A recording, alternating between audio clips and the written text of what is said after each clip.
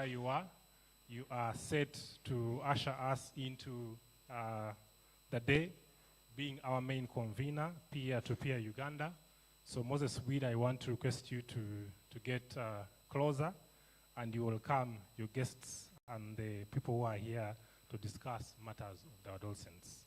So like I said, this first session will be more of the opening, and we'll hear from a couple of dignitaries who have been part of the initiatives that are trying to advance the agenda and the issues of the young people and adolescents.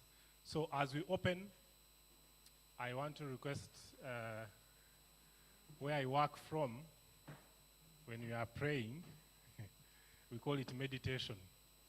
We request everyone to use a few seconds to meditate. In that way, they meet their God. If you're a Muslim, if you're a Christian, if you are what, you meet your God in that few seconds of meditation. But I don't know how this house wants to do it today.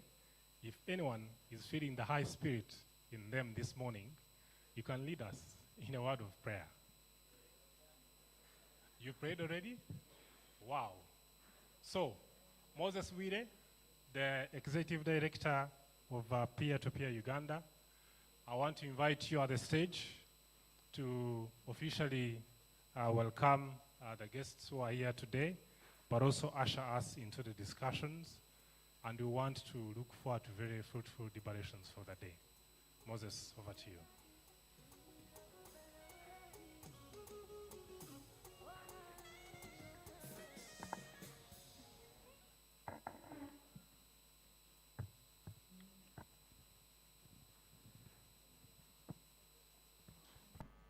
Good morning. Can you hear me?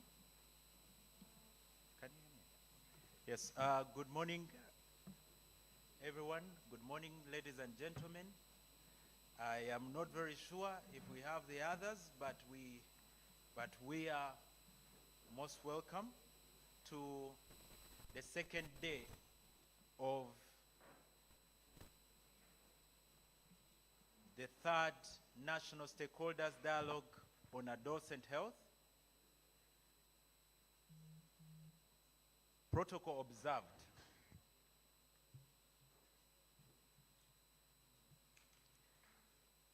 I am honored to stand before you today at the pre-adolescent dialogue ahead of the, I'm honored to be here to present to you the third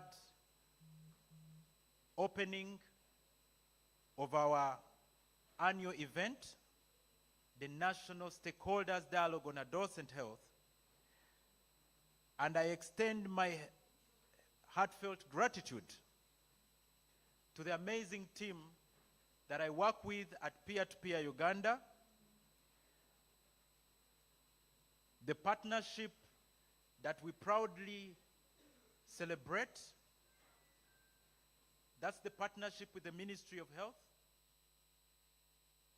all other line ministries present, and also all the members of parliament present, the district leaders, and members from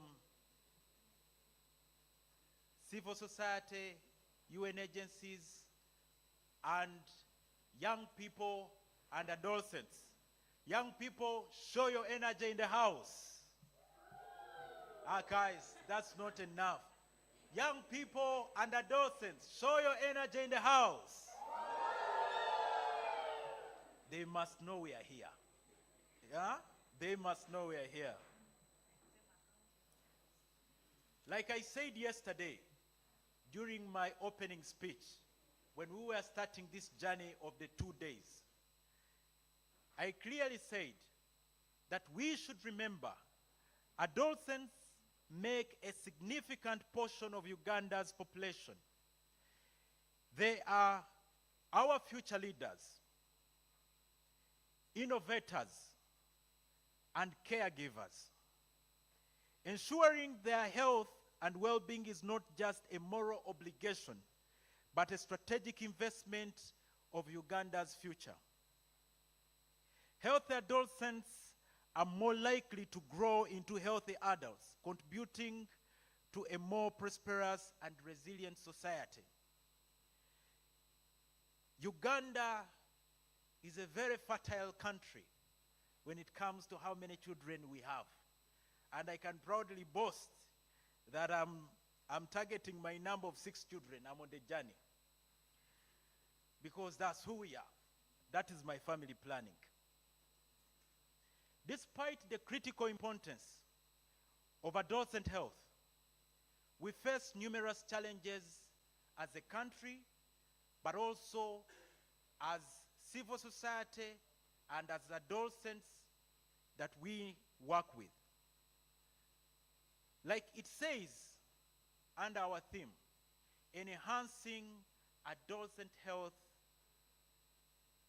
financing and policy environment in Uganda, the allocation of financial resources specifically targeting adolescent health is insufficient. And we cannot run away from the fact, because if on one side we are talking about adolescents, the 10 to 19, being part of the biggest percentage of the population, and then we do not have a dedicated budget that is addressing their health needs, then there is a disconnect in how we are managing resources sustainably as a country. Talking about policy environment comes critically when you talk about financial budget allocation. The policy environment in Uganda also presents challenges that we cannot run away from. While there are existing policies aimed at improving adolescent health, the implementation has remained fragmented and owned by civil society. We want to see government own so many of these initiatives. We are gladly happy that the Ministry of Health and partners have continued to work with us. But we want to see ourselves held more accountable by the government ministries that we work with. We want to be more accountable to them and say, this is what we are doing with adolescent health, and this is how we want to move forward. And platforms like this annual National Stakeholders Dialogue on Adolescent Health is one of those accountability platforms that we do not only come here to talk advocacy, but we should also use them as accountability platforms to stakeholders and powers that be. However, all that said, the future and the present is not bleak. We have made notable strides in improving adolescent health in Uganda. And one of the ways we can say something has been done is seeing that this is the third of this activity. And through my leadership at Peer-to-Peer Uganda, and through my leadership as the founder of Peer-to-Peer Uganda, I continue to dedicate that even next year, we shall be back. And we shall be back bigger and better. We have over 130 districts in Uganda. We barely have 50% of Uganda in this house. When we are talking about a national level engagement, we must talk the numbers. And we have to work the numbers. All partners present, we cannot thank you enough. Plan International Uganda, AMREF, Save the Children, SEHAD, Reach a Hand Uganda, Uganda Cares, the SRH Alliance and Reproductive Health Alliance have been the partners that have walked this journey with us. I want to use this same platform to tell you, go look for the resources. We must come back here next year. And because this is a partnership activity, partners who have not supported us this year, we are coming next year. As I conclude The days of us to exist in this world are numbered. Today all of us are here, tomorrow none of us may not be here. Because that lies in the hands of God. What we have to do is utilize today. I am one person who, when I go out, I go all in. Because I don't know if I have tomorrow. The only way I can prove that I'm doing my part, I have to give it now. Our members of parliament who are here, we are depending on you. Make these things happen for us. We want to see a dedicated budget for adolescent health financing. Government is here. They can agree with me. To be specific, the Adolescent Health Division. They do not have a very clear budget that is dedicated to financing some of their activities directly. They have to come to us as civil society, as peer-to-peer Uganda, and say, banange, mutuwe akasente, mutekeko wano. You know, through the health budget, we have frustrated some of these ministries to the level of them appearing as beggars. They need to have budgets beyond salaries and chapati in that office. They need budgets to do real activities. Let's only us, we as civil society, only come in to supplement and trigger their activities. I am speaking this because now we are speaking politicking in health financing. The members of parliament, we believe you have the voice. Tomorrow is not guaranteed. Today is all we have. Civil society, are you with me on this journey? Yeah? Oh yeah! We are coming for them. We are coming to parliament. We want to see health advocacy advanced around adolescent health. The Uganda that we believe in is for all of us to enjoy. There are no better positioned citizens than the people that have had faith in our leadership. I am who I am because I have chosen to stand. And you are who you are because you have chosen to stand. This country will stand for us, and they will judge us by the results that we delivered, not the things that we said we shall deliver. I end by saying, for God and my country, Viva Uganda!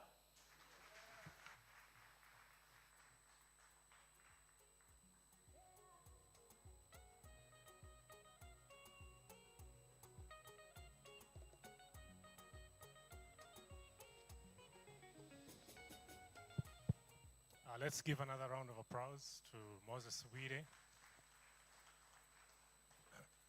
a very energetic and passionate person around issues concerning adolescent health in this country here.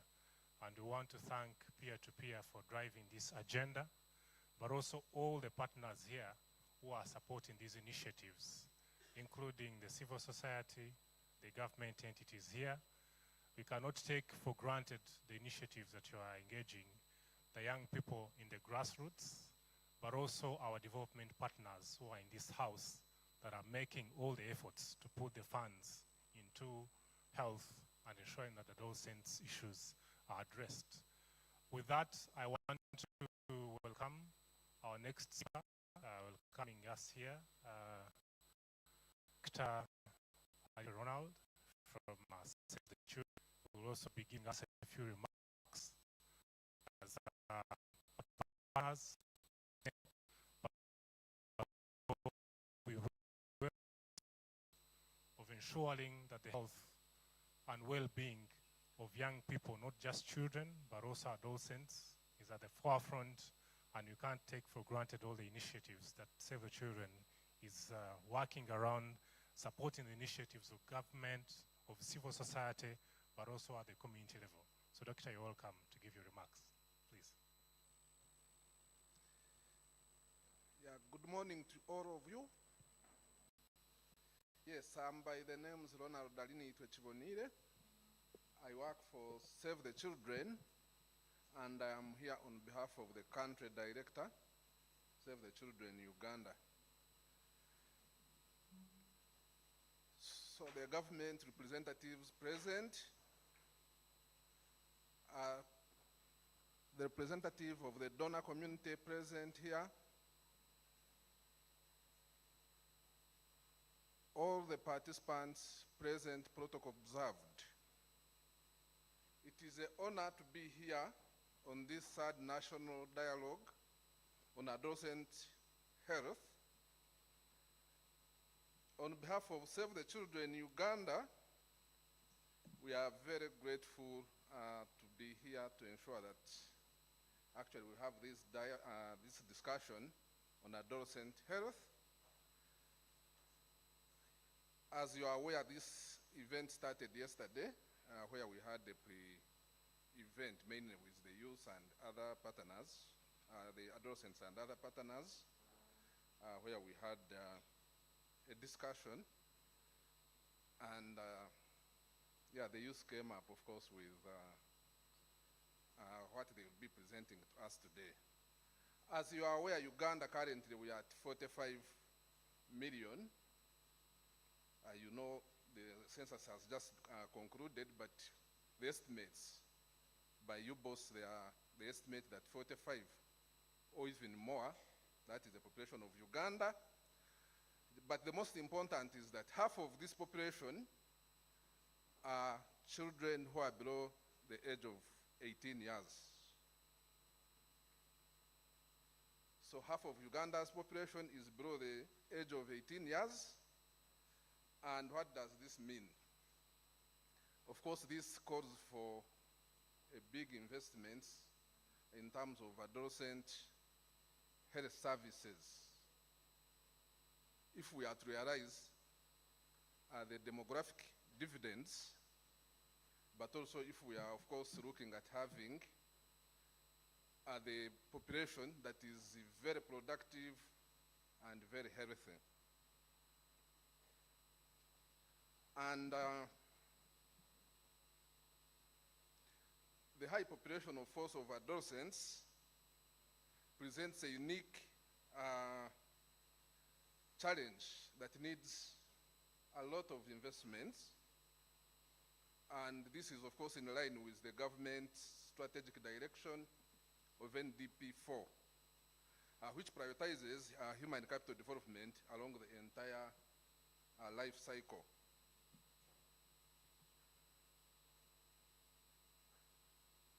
The government has made significant gains in terms of health sector, as evidenced by the decline in infant and under 5 mortality.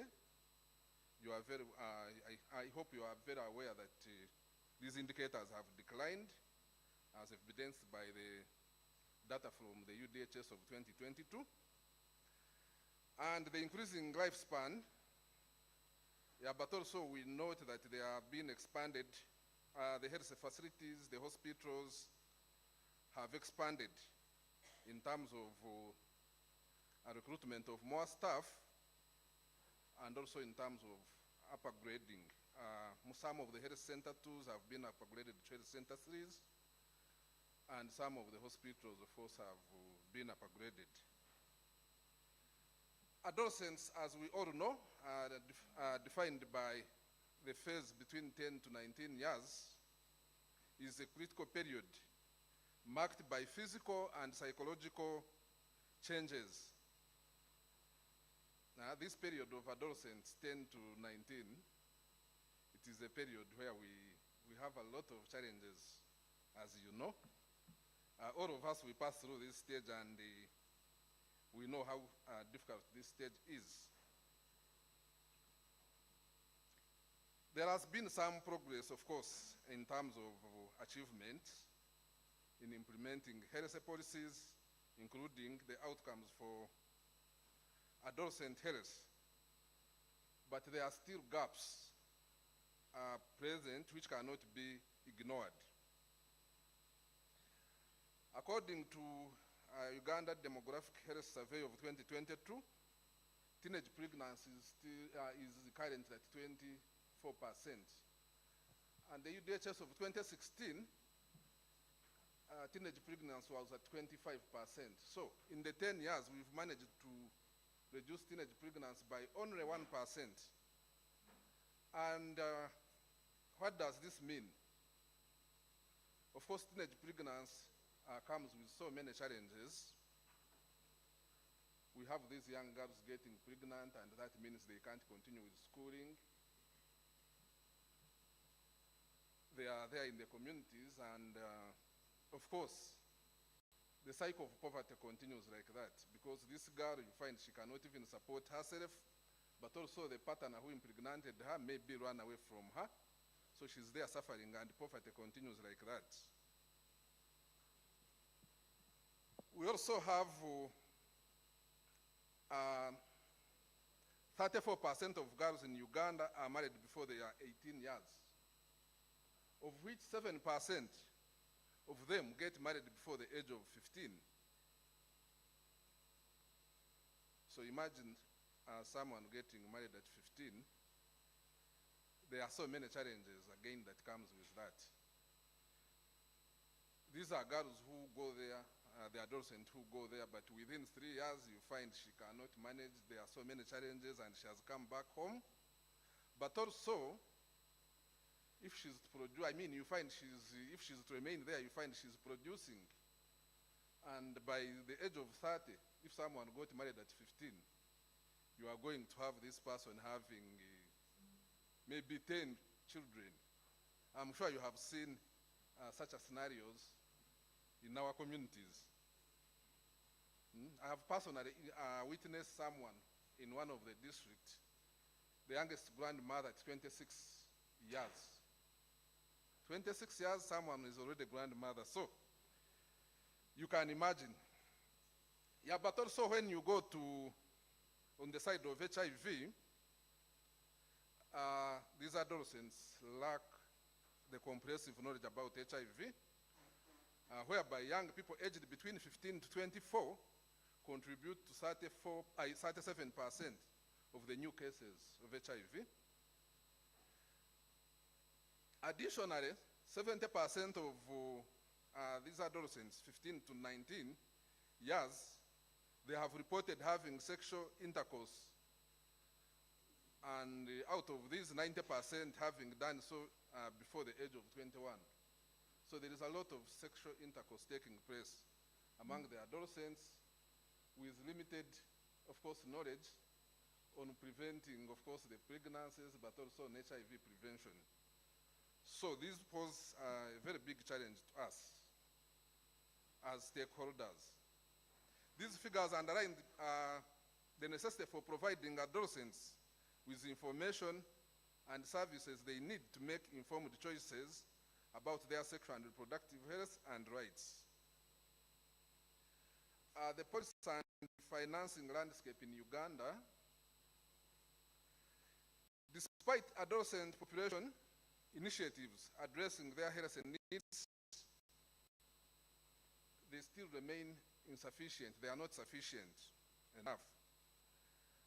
We have the reproductive, maternal, newborn, child, adolescent, and healthy aging sharpened plan of 2027 to 28 underscores the importance of addressing adolescent health needs. However, funding for adolescent health is inadequate, as we are all aware. The government budget allocation to the health sector is about 7.8%. And if you, or as you can remember, the budget declaration recommends at least 15% of the budget to be spent on health. So we are spending almost half of what the budget declaration recommends. The overall expenditure, health expenditure per capita, is US $36.9%.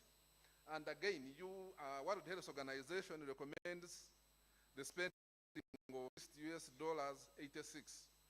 So both by the Abuja Declaration and the WHO recommendation, we are spending half of what we are supposed to, of what is recommended. The National Health Service has adolescent and school health policies not yet complete and approved.